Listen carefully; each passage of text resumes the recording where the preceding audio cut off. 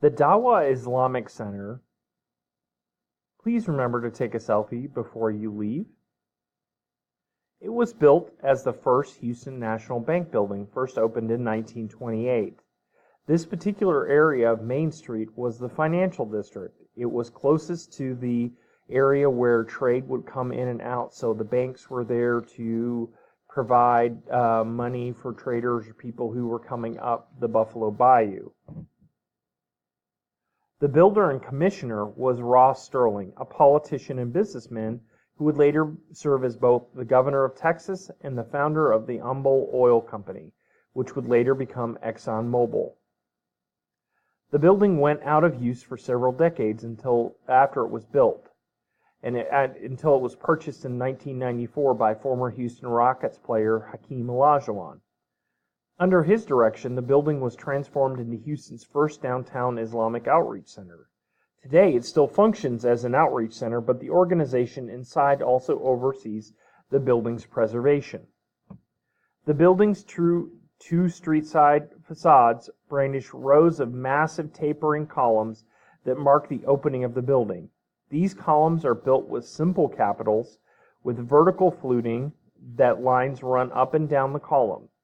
These traits indicate that the columns are in the Doric order, the oldest of the three ancient Greek orders of columns. Like this building, many of the original Doric temples from the classical period were made with limestone, while many others don't stand today were made of wood. Just like the Greek temples, the columns here act as propylaea, marking the building's entrance. Unlike the ancient temple, there is no triangular pediment above the columns, which would be right here. There would normally be some kind of triangle over top the columns. Instead, there's individual pediments above the doors to the building in between the columns. On each side of the row of columns, there's something that looks like columns but is rectangular in shape instead of circular and does not contain fluting. This is a Roman feature called pilaster. Like many architects of the past, the designers of these buildings in ancient Rome were fond of Greek columns, which to them were ancient and respected. Unlike the Greeks, however, Romans discovered concrete, which allowed them for faster construction, but were normally required more square shapes because they were easier to mold with boards. As we see here, the pilaster typically applied to the outside of walls like this to give the appearance of a column without making it truly freestanding. And technically, the pilaster is the only decoration or embellishment that is part of the larger wall system. The pilaster is here and here.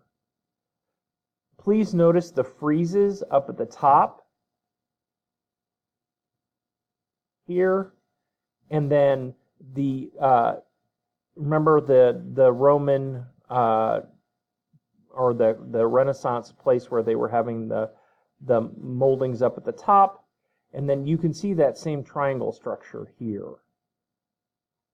Okay, so welcome to the Dawah Center.